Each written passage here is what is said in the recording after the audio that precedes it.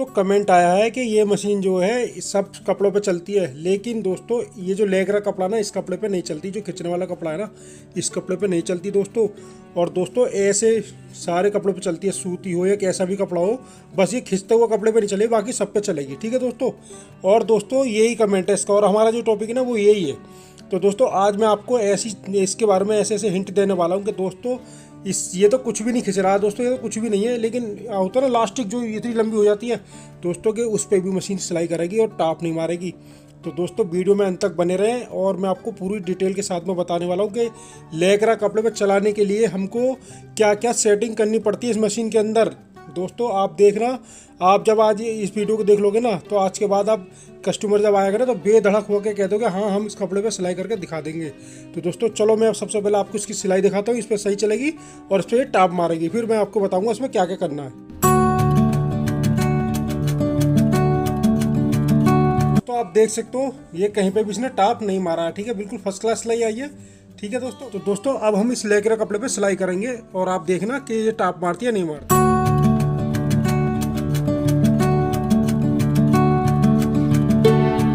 आप देख सकते हो, देखो इसने जो ना कितने लंबे लंबे टाप मारे हैं ना, तो देखो आप देख सकते हो इसमें सिलाई नहीं हुई है।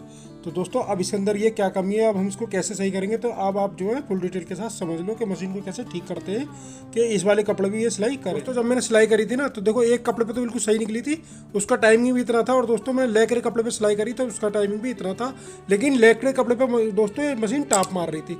ठीक है दोस्तों, तो देखो ये जो टाप मारना है ना लेकरे कपड़े का कैसे होता है सही, वो मैं आपको बताऊंगा। तो आप समझ लो सबसे पहले आप क्या करोगे, सुई हमारी इतनी निकलेगी जितनी मेरी उंगली में लग रही है। तो दोस्तों ये मैं आपको जूम करके दिखा रहा हूँ ना, तो ये जो ना आपको ज़्यादा लग रही होगी, लेकिन 19-20 ऐसे लगती हुई रहनी चाहिए हाथ में। ठीक है दोस्तों, सबसे पहला काम आपको ये करना है। दोस्तों अब हम बात करेंगे सुई गज की। तो दोस्तों मैं आपको ये सुई गज हिला के दिखा रहा हूँ, तो आप ये देखो सुई गज कितना हिल रहा, देख रहे हो दोस्तों कितना ये सुई गज हिल रहा, इसके अंदर कितनी पिले ये हिला के।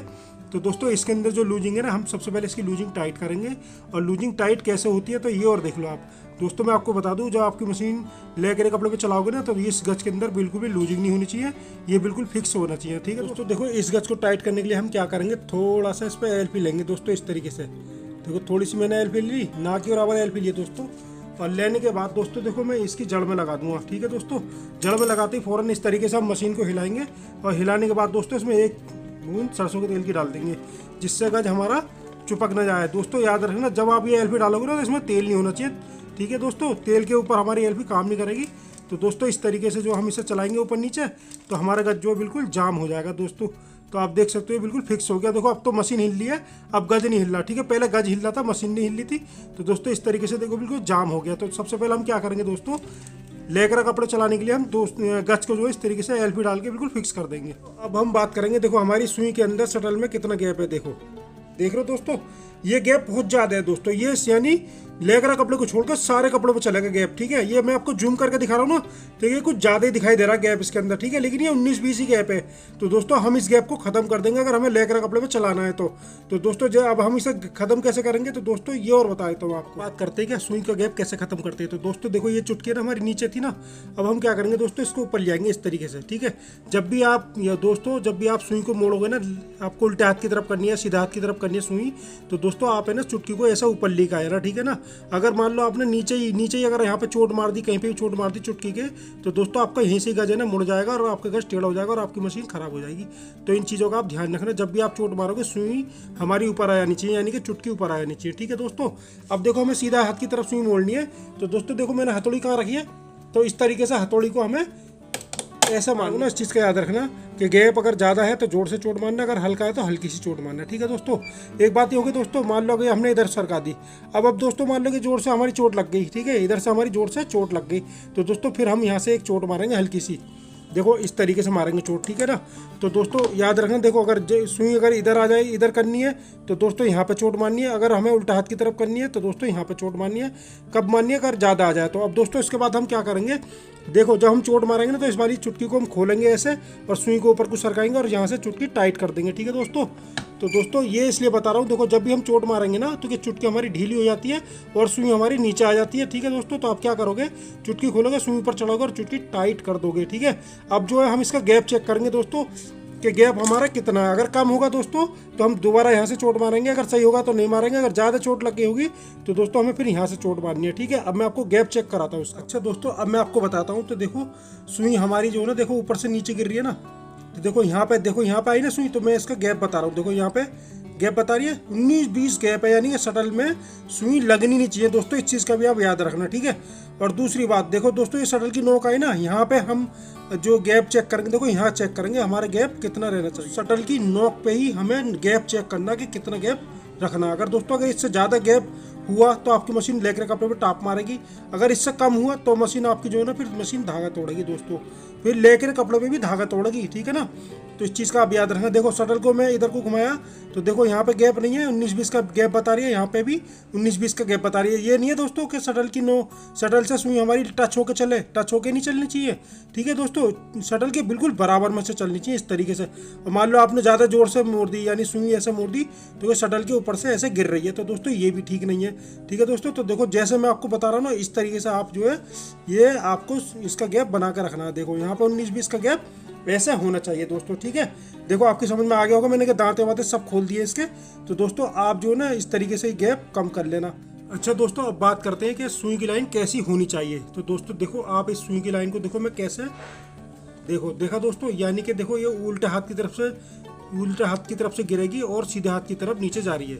और देखो सुई बिल्कुल सुराख के बीच में है दोस्तों। कभी आप लेफ्ट राइट ज़्यादा कर दो सुराख के, या तो राइट में हो कभी लेफ्ट में हो, तो ऐसे नहीं होनी चाहिए दोस्तों।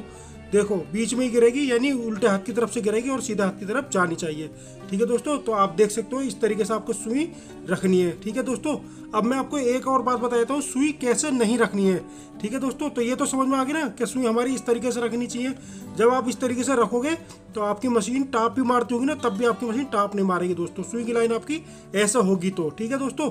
अब मैं आपको वो सुई दिखाता हूँ जैसे नहीं रखनी चाहिए। देखो ऐसे नहीं रखनी चाहिए सुई। अब देखो मैं नीचे के ऊपर करूँगा तो दोस्तों देख सकते हो, तो ये सीधे हाथ की तरफ से नीचे जा रही है और उल्टे हाथ की तरफ नीचे जाने के बाद उल्टे हाथ की तरफ आ जाती है। तो दोस्तों देख सकते हो, आपको देखो सीधा हाथ की तरफ से गिरेगी और गिरने के बाद उल्टा हाथ की तरफ आ जाती है। तो दोस्तों इस तरीके से सुई आपको नहीं रखनी है, ठीक है ना। यानी कि ये सुई है ना उल्टा हाथ की तरफ जा रही है। तो दोस्तों अगर आपकी मशीन टाप ना मारेगी ना तो टाप मारने लग जाएगी। तो दोस्तों इस सुई के ऊपर भी मैंने एक ब्लॉग बनाया, तो आप उस ब्लॉग को देख लेना, तो आपको समझ में आ जाएगा कि सुई हमारी ऐसे कैसे होगी, यानी सही सुई कैसे सीधी करते हैं। तो दोस्तों आप इस चीज़ का याद रखना, इस तरीके से सुई नहीं रखनी है। ज़्यादा जरूरी काम बता रहा हूँ मैं आपको। देखो ये जो हमारी शटल की नोक है ना, ये नोक देख लो कितनी मोटी है ना। अगर आपकी मशीन में सारे काम हो गए, सारी सेटिंग हो गई, लेकिन आपने शटल की नोक अगर ऐसे रखी ना मोटी, ठीक है ना, तो तब भी आपकी मशीन टाप मारेगी। तो दोस्तों देखो सबसे मेन जो काम है ना लेकर कपड़े पे सिलाई करने का, वो यही है दोस्तों। ये जो नोक है ना हमें बिल्कुल बारीक करनी है, यानी नोक ऐसा करनी है हाथ में मारो ना तो चुभने लग जाए, ठीक है दोस्तों। इस नोक को, मोटी नोक को हम पतली करेंगे। तो इस नोक को हम पतली कैसे करेंगे दोस्तों, इस 4 इंची रेती को लेंगे और देखो इस तरीके से हम इसे ऐसा करके इस पर मारेंगे, ठीक है। और देखो जब हमने इधर से मारी तो अब हम इधर को करेंगे और ऐसे करके उल्टी रेती चलाएंगे। और अगर हमने ऐसा ना करी ना तो दोस्तों यहाँ पे फिर खराश छोड़ देगा ये शटल, ठीक है ना। तो हम 4 इंची रेती से इस तरीके से इसकी नोक को बारीक कर देंगे, सुई की तरह चुपती हुई कर देंगे दोस्तों इस तरीके से।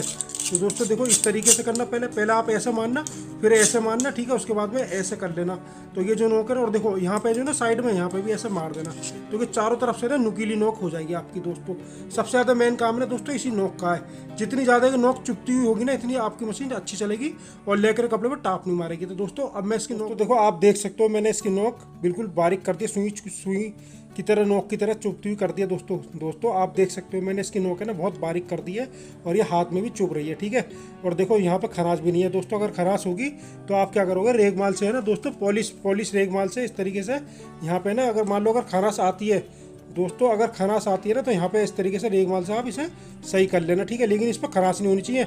अगर खराश हुई ना तो दोस्तों यहाँ पे है ना फिर आपकी मशीन धागा तोड़ेगी, ठीक है दोस्तों। तो आप जो है ना इस तरीके से इस नोक को नुकीला कर लेना, ठीक है दोस्तों। अब मैं आपको इसकी सिलाई चेक करके दिखाता हूँ दोस्तों। बात करते हैं स्केरियल की। अगर यहाँ पे भी खराश हो ना तो ऐसे रेगमाल लेना और इस तरीके से आप जो है ना रेगमाल से दोस्तों पॉलिश कर लेना। देखो इसके अंदर पेच होते हैं ना, इसके अंदर भी खराश होती है, तो आप इस तरीके से रेगमाल को लगा के ना पॉलिश कर लेना, ठीक है दोस्तों। तो आपकी मशीन धागा नहीं काटेगी दोस्तों। धागा काटने की बहुत सारी वजह है, लेकिन मैं आपको स्केरियल की बता रहा हूँ। अगर यहाँ पे खराश हुई कहीं पे भी तो आपकी मशीन यहाँ से भी धागा काटेगी, ठीक है दोस्तों। और देखो बात करते हैं इस शटल की दोस्तों। तो देखो दोस्तों देखो ये शटल हम ऐसे लेंगे और ये नाल है, तो देखो हम इसको इस तरीके से लगाएंगे और दोस्तों ये देखो आराम से आ गया। ठीक है, और दोस्तों शटल के अंदर है ना, अगर आपके लूजिंग हो तो सरसों का तेल डालना दोस्तों, अगर लूज हो जैसे शटल लूज है तो सरसों का तेल डालना, अगर नहीं है तो मशीन का तेल डालना दोस्तों। ठीक है, और दोस्तों मैं आपको एक बात बता दूँ, अगर आप सिलाई करके अगर मशीन रखना चाहते हो तो दोस्तों इसमें आप फिर मिट्टी का तेल डाल देना, यानी सरसों का तेल इसका निकल जाएगा। अगर आप मान लो अगर आपने सिलाई करके रख रहे हो इसमें सरसों का तेल है तो दोस्तों फिर आपकी मशीन जाम हो जाएगी। तो दोस्तों आप याद रखना, इसके अंदर डीजल हो, देखो ये डीजल है या मिट्टी का तेल है, इस तरीके से हम सिलाई करने के बाद दोस्तों सिलाई करने के बाद इसे हम इस तरीके से धो देंगे। ठीक है ना, तो जब आप धो दोगे तो इसमें सरसों का तेल नहीं होगा, तो फिर आपकी मशीन कभी भी आप चलाओगे तो जाम नहीं होगी, ना भारी होगी, बिल्कुल फ्री होगी। तो दोस्तों इस बात को भी नोट रखना, ये जो ना हमारी मशीन जब भारी होती है हम क्या करते हैं, मोटा तेल डाल देते हैं और सिलाई की जो थोड़ा बहुत सीने के बाद छोड़ देते हैं। तो छोड़ने के बाद में क्या होता है दोस्तों, हमारी मशीन के अंदर सरसों का तेल मोटा मतलब सूख जाता है, और सूख जाता है तो मशीन हमारी यानी नाल हमारी जाम हो जाती है, नाल की वजह से मशीन भारी हो जाती है। तो दोस्तों आप ये बात याद रखना। बात करते हैं इस नाल की, इसको हम कैसे कसेंगे। देखो जब हम नाल को इसे कसेंगे ना, दोनों होल हमारे इसके सेंटर में होने चाहिए, और ये जो 19-20 हम जो ना पेच इस तरीके से ढीला रखेंगे। रखने के बाद हम दूसरा पेच टाइट करेंगे। ठीक है दोस्तों, फिर उसके बाद में ये वाला टाइट कर देंगे, फिर उसके बाद ये वाला टाइट कर देंगे। तो दोनों इस तरीके से आप नाल के पेच टाइट कर। तो ऐसा नहीं करना कि आपने एक पेच फुल टाइट कर दिया फिर दूसरा फुल टाइट करनी है, तो दोस्तों उस तरीके से नहीं करना, जैसे मैंने आपको बताया इस तरीके से ही करना करते इस पटरी के। तो दोस्तों कभी भी आप अगर अपनी मशीन चलाते हो ना, तो इसके अंदर ऐसे बिरासू ले लेना दोस्तों। बिरासू का आप है ना इसमें धागा लगा लेना। धागा लगाने के बाद इसमें खराश होती है दोस्तों सुराख के अंदर, तो दोस्तों इस तरीके से आप इसकी खराश को पॉलिश कर लेना दोस्तों। तो दोस्तों मैं आपको बताया था, अगर आपके पास बिरासू ना हो तो आप सरसों का तेल भी लगा के धागे पे दोस्तों, सरसों का तेल लगा के धागे पे इस तरीके से आप है ना ये धागा लगा सकते हो। तो दोस्तों इसके अंदर पॉलिश आनी चाहिए। तो बात करते हैं इस कुंडी की, तो दोस्तों आप इस तरीके से देखो इसमें सरसों का तेल लगा लेना। जैसे मैंने आपको बताया कि बिरासू नहीं है तो आप इस तरीके से धागा भी लगा सकते हो।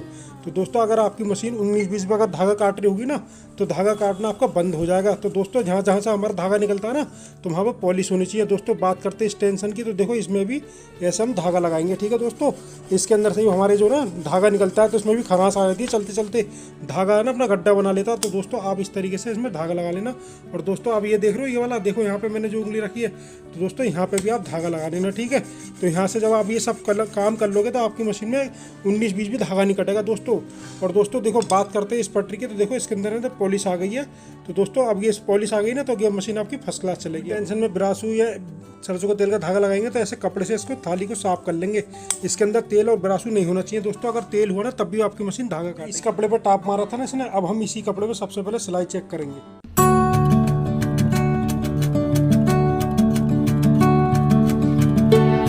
देख सकते हो, देखो बिल्कुल भी इसने टाप नहीं मारा है, और देखो इधर से भी हमारी सिलाई फर्स्ट क्लास है, और दोस्तों इधर से भी फर्स्ट क्लास सिलाई है दोस्तों। देखो अब हम इस कपड़े पे दोबारा चेक करेंगे सिलाई। दोस्तों आप देख सकते हो, देखो इसकी सिलाई हमने दोबारा चेक करी है, और कोई कहीं पे भी मतलब टाप नहीं है, और दोस्तों कहीं पे भी इसने धागा नहीं काटा। तो दोस्तों इस तरीके से आप भी कर लेना, आपकी मशीन दोनों कपड़ों पे ठीक चलेगी। दोस्तों मैं आपको एक बात और बता दूं, अगर आपको लेकर कपड़े पे चलाना है ना पर्सनल, तो आप ये वाली सेटिंग करना। ठीक है दोस्तों, अगर आपको लगे कि लेकर कपड़े पर नहीं चलाना है, मोटे पतले दोनों कपड़ों पे चलाना है, तो दोस्तों शटल और सुई के बीच में थोड़ा सा गैप कर देना। उसके बाद में मोटे पतले दोनों कपड़ों पर चलेगी। ठीक है दोस्तों, अगर आप सोचते हो लेकर पे भी चले और सब पे चले, तो ऐसा नहीं होगा दोस्तों। अगर आप दूसरे कपड़े पर चलाओगे ना, यानी मोटे कपड़े चलाओगे, तो आपकी मशीन धागा तोड़ेगी, और थोड़ा सा और मोटा कर दोगे तो दोस्तों फिर सुई भी तोड़ेगी।